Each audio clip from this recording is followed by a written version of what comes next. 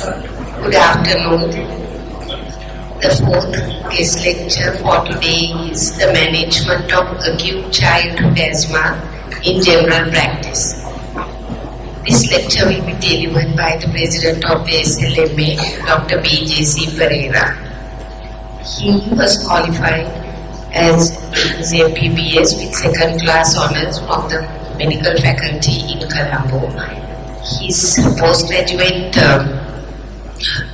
degrees are from Sri Lanka and the UK.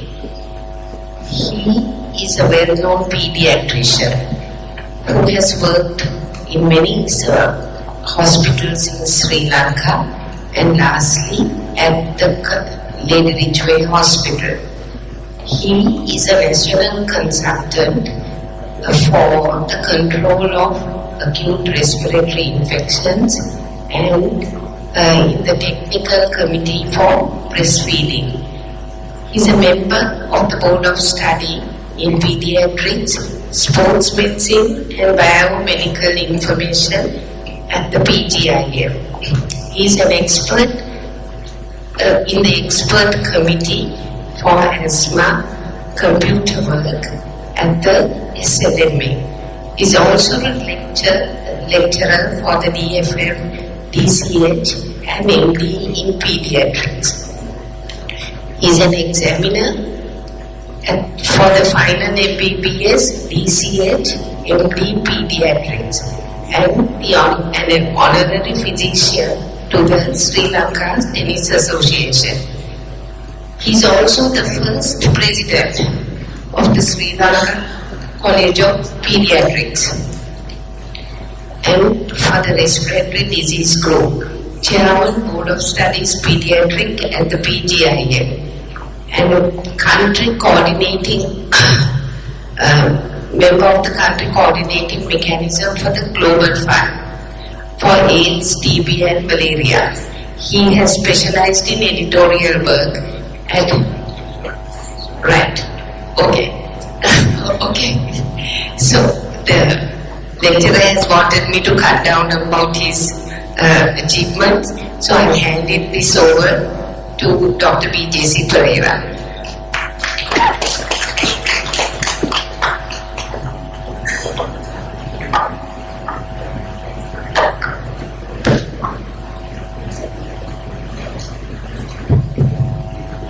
Good afternoon, ladies and gentlemen. I think my primary job today would be to keep you awake after that sumptuous lunch.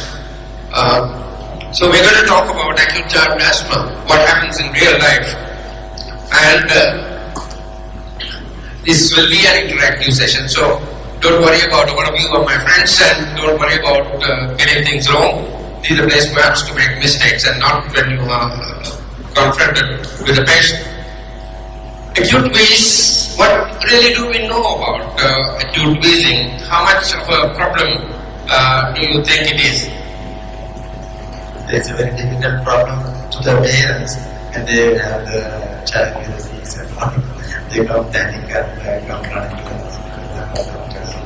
But so it's a problem for the parents, but it's a problem for us also because it's the commonest recurrent respiratory disorder in children under 12 years, and globally it affects 15 to 20%, and in Sri Lanka it's about 30% at the ISAC study that they carried out some time ago. There are some problems that are associated with the disease. There is significant numbers of asthmatics that present with acute attacks, particularly acute severe episodes. And this is the problem. And to complicate this further, it is particularly true of the developing world. So we see, because these effects are not very well controlled, that you see from time to time. And they may be presenting to you, I think it's very familiar territory for all of you, that with acute severe attacks.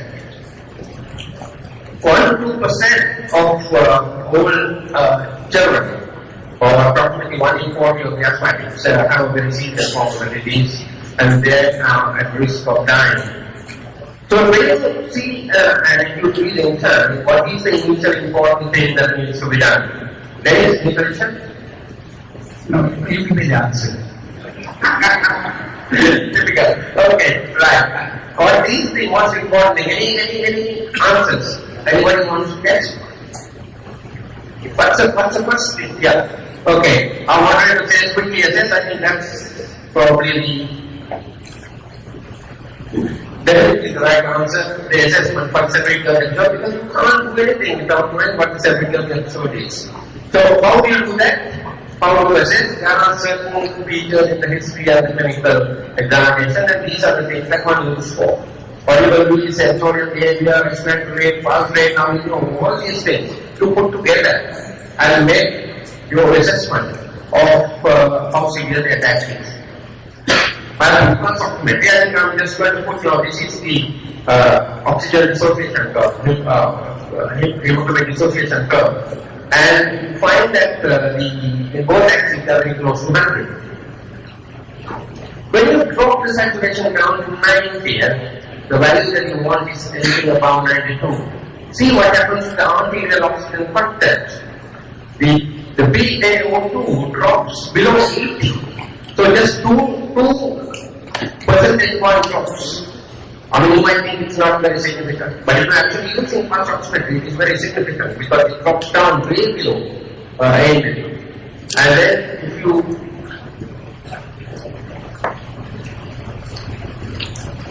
I think I can go back. If you drop it down to 80, then it drops down to close to 50. If you drop it down to 50%, your effect gets low. So the initial assessment, one would classify it as mild attack, a moderate to severe attack, or an acute severe episode. Acute severe asthma is something that which one needs to know about.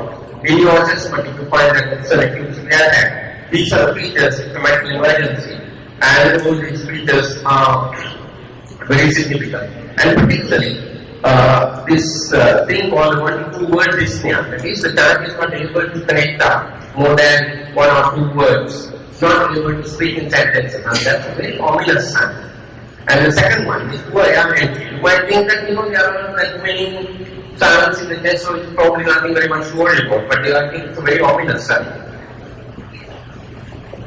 So these are the definition of acute severe asthma, and for one practical purposes, the second paragraph, that any patient not responding to initial doses of nebulized bronchodilating agents should be considered to have status asthmaticus. I think that's the real working definition of acute severe asthma. There is what called life-threatening asthma. These are all the features you don't need to have all of them. Some of them may be sufficient that if you have life-threatening asthma.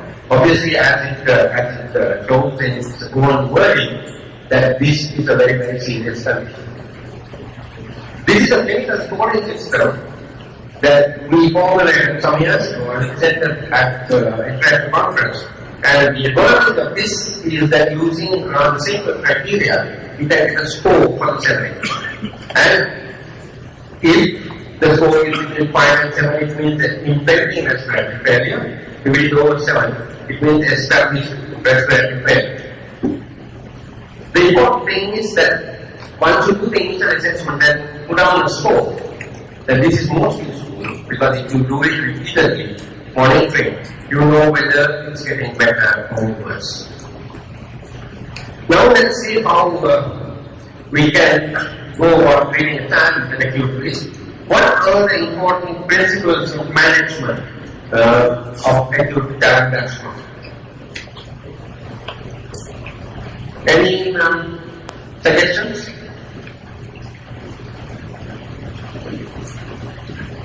Put it down. There are 3 important things. One is the correction of hypoxemia. Second is the rapid relief of as rapid as possible of airway obstruction. And third is prevention of progression. So the basic principles are like these triplets who are very well known to those who have looked at my presentations. Oxygen, bronchodilators, consistently important steroids. Basically translates into this. These are the other things like intravenous fluids, nursing care, nutrition, and antibiotics. You can see that I have underlined when indicated. Of course, in this country, it may be indicated in quite a significant proportion of cases.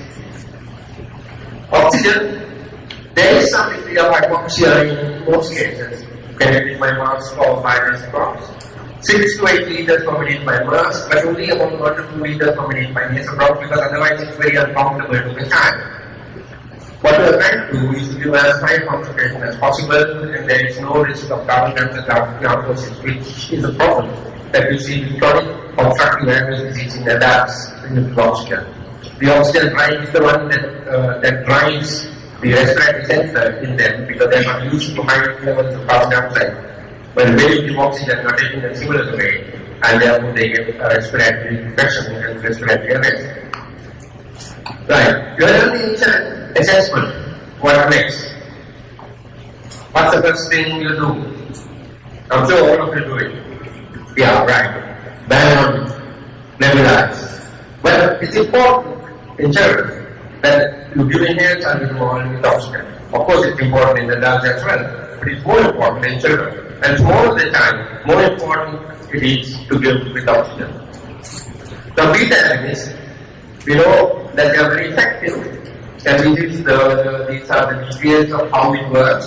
But one thing I want to point out is that it has been shown in very good, elegantly conducted studies that nebulizers are equivalent or as effective in action as a meter-dose inhaler and pump dose patient. But of course, it's difficult to do this with MDIs in an outpatient setting, so we always fall back on nebulizers. Very frequent and even continuous administration is quite safe. And there are side effects that people worry about, like the cognitive calcium and things, and these are not really well known to occur with nebulizers. So, the beginning is the same. Well, not the same drug, but the effects are the same. Yes. They are both specific beta-2 agonists. So there is no question about the effect. This is one of the very first studies we did. Research and conducted not only in Colombo, this was done in Bangalore. It was the very first study which showed that the drug was very effective. Don't worry about this paradoxical events in the very young, and it's extremely rare. So you have done your bit. You are in everyone, but what kind of dosage are you going to use? There are different dosages that many people quote. The manufacturers have a very strict dosage.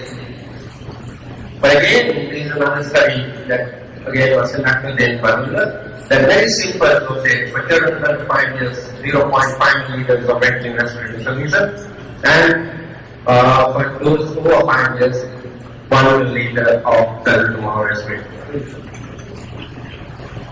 Now that same study was confirmed a couple of years later internationally.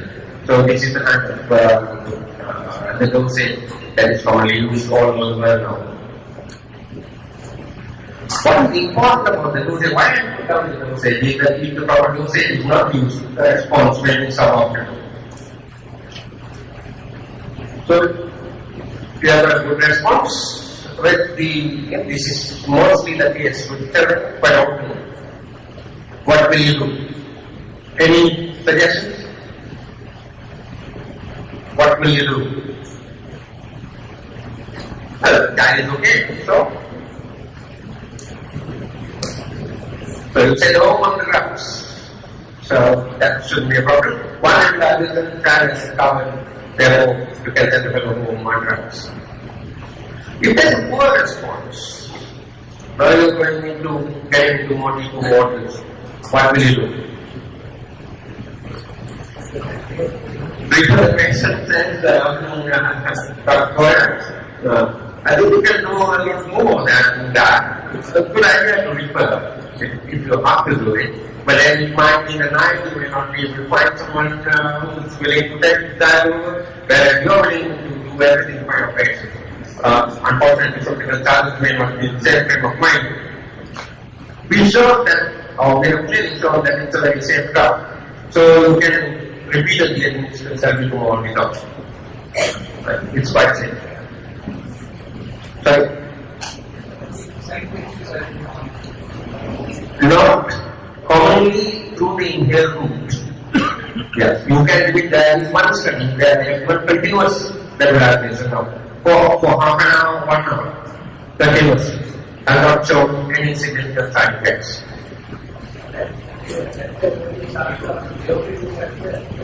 Coming up. Would you do anything else? But theophylline, if you give theophylline at that point, it's a little bit perhaps premature because you will have to give theophylline spontaneous injection. And also there are problems with theophylline. So before you do that, there are some other things perhaps that you may be able to do. Alright, steroids. Let's see what the Now, another safe group of drugs are these anticholinergics, that is ibuprofen, bromide, or ibuprofen. I put down all these things, and there are no demonstrable cardiac effects, and there are very elegant studies showing that addition of anticholinergic drug is very, very useful to the beta agonists. And again, very important to stress that in addition, you don't in children use anticholinergic as a first line. The first line should be started on. Right, systemic steroids. Well, you can give it as orally or intravenously. One is as good as the other. And oral dose of prednisone, the maximum plasma level is reached within about 30 minutes. It's very, very rapidly slow. And intravenous, why we give it is that we make sure that in a yield time that we are going into the time. Because they might throw it out, it may be difficult to give it to these little children, all these problems are there. These are ways in which it acts, it is very example effects of the effects of the drug that you want. And then this is the dosage. Now when you talk of this dosage, now this is a study where they looked at the dose response curves of prednisone in this situation. And they are not been able to actually arrive at a conclusion. And I will not find with anyone who would decide to give a higher dose than what I have even put down. Mode of action of corticosteroid is there primarily to brighten the daylight of our view. All kinds of things are put in there, but what is important is that the main actions of corticosteroids are by protein synthesis, new protein synthesis. This lipoprotein 1, all these things are by new protein synthesis. Therefore, it takes time to show optimal effect. Don't expect magical effects within minutes. It takes sometimes 4 to 6 hours, and comparatively large doses when they require. It's one group of drugs that has been shown to prevent death in acute severity. Inhaled corticosteroids, I know a lot of people do this, but there are very convincing studies to show that inhaled corticosteroids in an acute situation are not of any use. So that if you have a child who is acutely wheezing, if you decide to give steroids, it has to be given systemically, either orally or intravenously. Right? So you have added an anticholinergic drug, single dose of steroids, and that's a good response. What will you do now?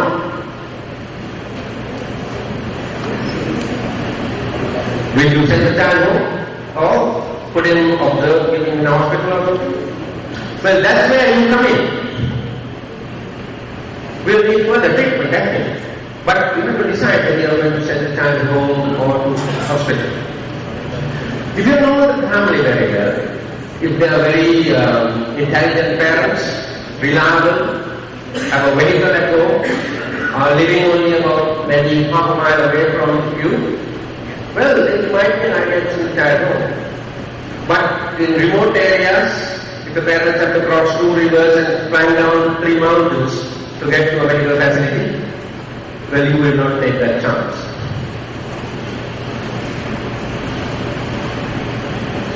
Now, we are getting into still deeper water. What is that poor response? What will you do? And that's where what Dr. Mota suggested comes in. That you will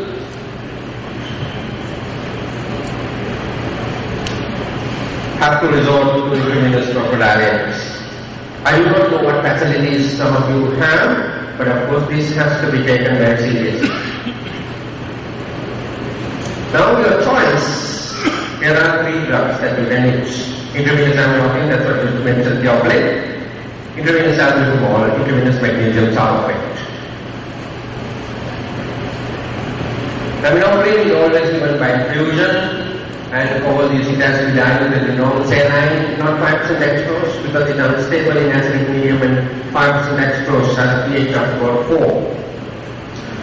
The density dosing monitor, because of obviously the side effects which all of you know, it is somewhat controversial simply because of this. In the Western literature, you find that they actually try to frown upon the use of theophylline. But there is a definite rule. Now, these are Cochrane review which came out in 2006, which shows that it definitely has a place. That's another randomized double-blind placebo-controlled study where there are some advantages of using aminophylline. Salbutamol to be the same. Seems to work. There are studies showing that it does work. This is one of the studies. It has a potential to curtail clinical progression. What am I doing there?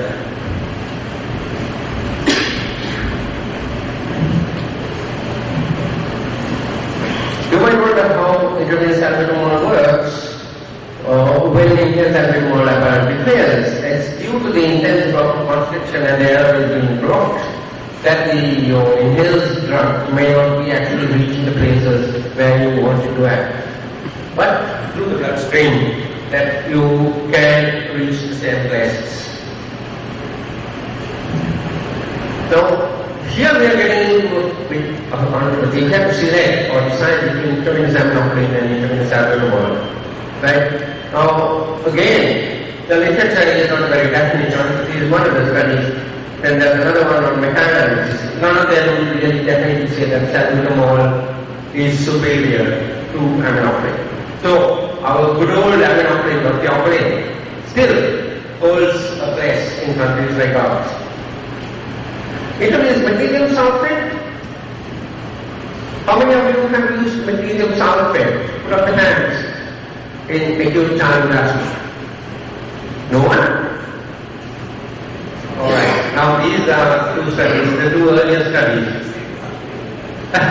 Not really, you can't really use it. Yeah, but some of you may have hospitals of your own. So in those, this is an option that is around. No? Sorry?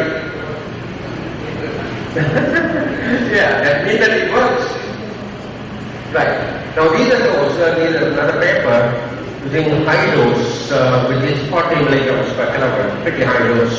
And then there's one paper from India. Because it was from India, none of the Western people quote this. It's a dose as high as 100 milligrams per kilogram, showing all good results. How does it work? It works through this NMDA receptor. Because in the depolarized state, that receptor is in a closed ion channel, so no impulses are allowed to go through. And this is the receptor on top of the smooth muscle of the airways. So more impulses that come through, more stimulation, and more bronchoconstriction. Now under glutamate and calcium and all these electrolyte mechanism, that's how magnesium works. Goes into an open ion channel, and therefore, this is what happens in asthma, that more impulses are going through. What magnesium does, it comes and blocks this ionic transfer and makes it a closed ion channel again. Intravenous bronchodilators, I think the judgment is here. Generally for poorly responding cases of acute asthma, I think they are all agreed on that. Then no consensus as to which one is better when salbutamol is compared with aminophylline, and some evidence for the efficacy of magnesium sulfate. I can tell you, magnesium sulfate is a very useful drug. I have personally prevented a lot of children having to go be admitted to intensive care units as a result of our use of magnesium sulfate. And in the adult guidelines, now magnesium sulfate is being put in as a very useful drug. It will come in the pediatric guidelines as well with time. Maybe it will take another 5 years. Right. Intermediate development, you are given one of those, you are taken your choice. There's a good response. What will you do? This is definitely a child that you cannot say no. Because they have got to go quite a distance. Either you, after all that you do, you have to refer this kind of child to hospital, and you need further involved treatment. And you will need the steroids to continue, because if they are needed intravenous bronchodilators, the chances are that unless you continue the steroids, then you may get a relapse. Now, what happens if there is a poor response to this as well? Now, these are the way things would go usually. Perhaps not so much in general practice unless, of course, you're running a hospital of your own with all the facilities. But these are the way I think what we have gone through in the government hospitals. What's the next step? That when we let poor response, we need intensive treatment, and these children really need intensive care. So indication for intensive care is persistent severe respiratory distress despite therapy and impending respiratory arrest. Now, what you are really going to do is to take over the respiration. One of the causes for the respiratory arrest in childhood asthma is actually fatigue. The child cannot deal with the demands that are being made on the child's body and the respiratory tree. So ultimately, there is pronounced muscle weakness and the respiration gradually fails. So that's the time I think you take over the breathing, so that you give the child's body enough sufficient time to recover. IPPV and in hospital it's far safer to intubate the child with sedative cover and paralytic agents if it is necessary than in emergency intubation that the child is already arrested. So if you have decided to do it, you do it as an elective procedure before the child really gets into trouble.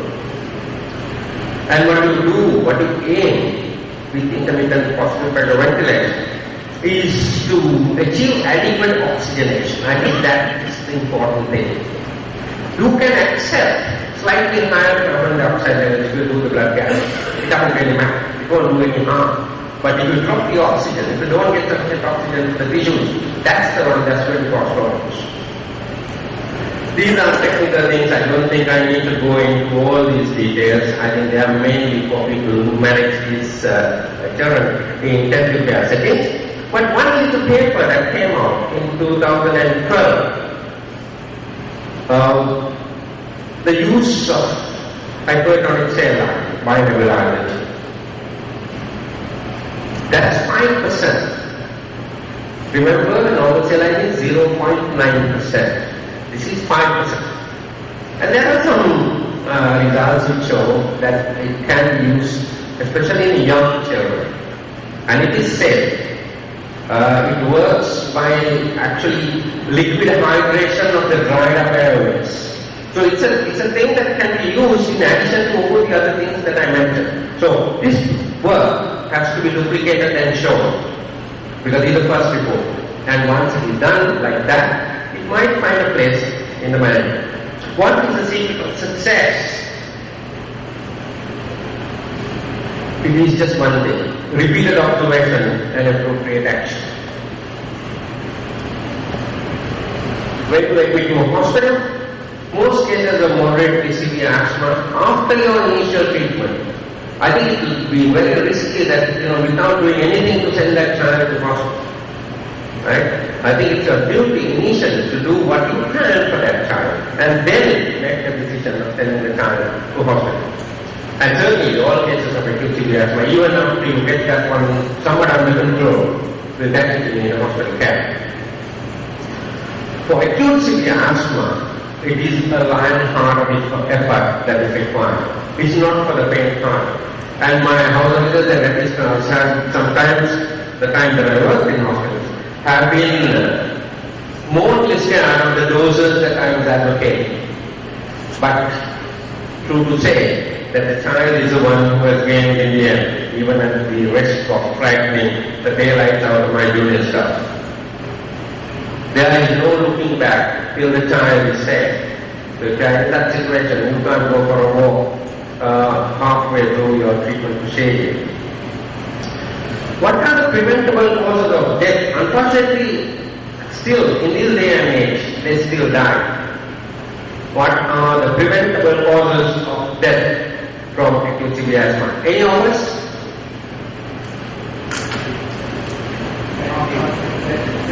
Use of sedatives, okay? Because agitation is an indication of the severity of the disease with poor oxygenation to the brain. And if you sedate those children, you're going to end up with much more problems and possibly a fatality. Anything else? These are also some studies have been done. Definitely. And that delay in seeking medical attention is one thing that has been clearly shown in many of the studies. And you know better than I do because you come into contact with much more parents than I do. People take for granted that their children are prone to wheezing. So that it becomes a kind of a routine thing you have a false sense of security at home. And they have various things at home. Some people have nebulizers, some people have meter dosing their spaces. They will keep on using it, right, without realizing how ill the child is. Second one is something that you said just now. Inappropriate medical response, mainly inadequate doses of drugs. I am convinced that that is one.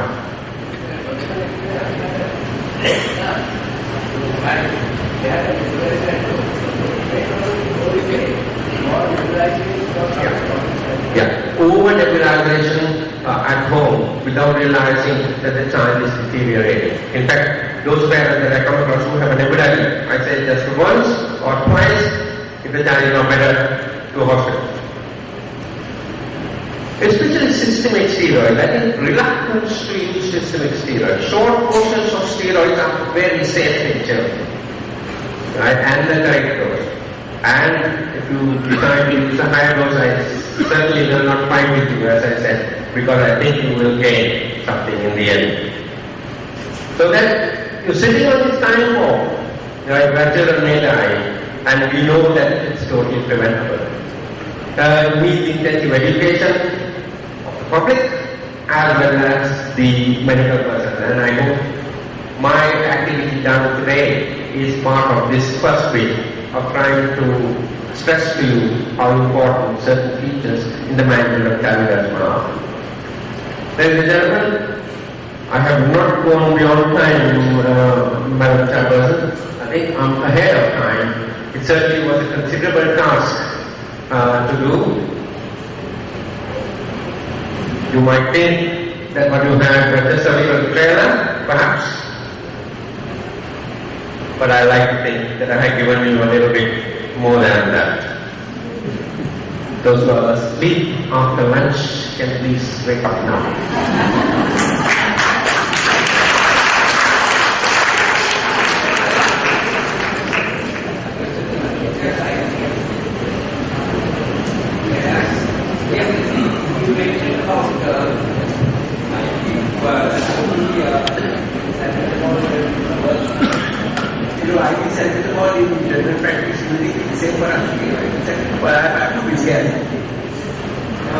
Yes, thanks, well, I think after having gone through perhaps the last 37 years of practice, I'm, I think, rather complacent. I can understand why you're worried. But intravenous salbutamol, given even in the form of a bolus injection, has been shown to be quite safe. The problem is whether it's superior to any of the other drugs. I can understand why you're worried about it, because one of the problems of giving intravenous salbutamol is dropping down to the death. It has not been shown to be a problem in studies where it has been carried out. But I won't fight with you to say, look, I won't take that chance. That's fine. Because you need the backup facility. But in hospital, it's something that we can employ and rely on.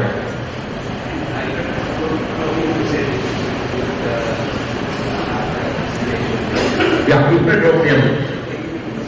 I usually use both. It's a same dose. It's the dose that I quote, 0.5 mils of either or both for children under 5 years, 1 milliliter per dose. It's very simple. And in a situation like that, you can't be referring up books and looking at dosages. I think simpler the dosage that the better. And it's well tried out actually now all over the world, and it's sure to be quite good. Milligrams. You have to do a little calculation. I can't really tell you Percy offhand, but I really can't tell you because I think you have calculated.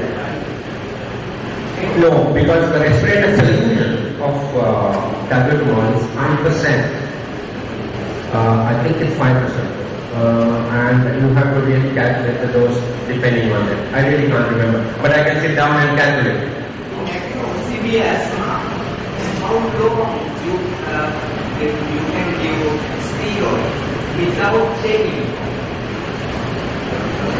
You mean to continue without taking it all? Well, there's pretty good evidence the world over to say 5 days, no need of taking it all. Right? 7 days, just cut it by half. Anything beyond 7 days, just taper it off over a couple of days. The adrenal suppression, which is your problem that you're worried about. Two things. One is adrenal suppression. Second thing is the relapse of the wheezing. Relapse of the wheezing is not a problem because you wait. Adrenal suppression is a little bit overrated in short courses. But prolonged courses, spread out dosages that we use for nephrotic syndrome, definitely it's a problem. So, that one is hydrocortisone, one is prednisolone. 2 milligrams per kilogram of prednisolone and 4 to 6 milligrams per kilogram of hydrocortisone. I don't think you need to worry about that because, I personally tend to give much higher doses. What I have given you from the literature. Overdose of intravenous salbutamol, which the child should not have an overdose because the dose given is 15 micrograms per kilogram. So really, if you calculate it properly, you should not have an overdose. But with overdosing of salbutamol, the thing that you worry about mostly is hyperkalemia. Well, calculated dose, it's the same. I think we have reached the time allocated for this lecture. Which happened? Hypokalemia. Thank you very much for that very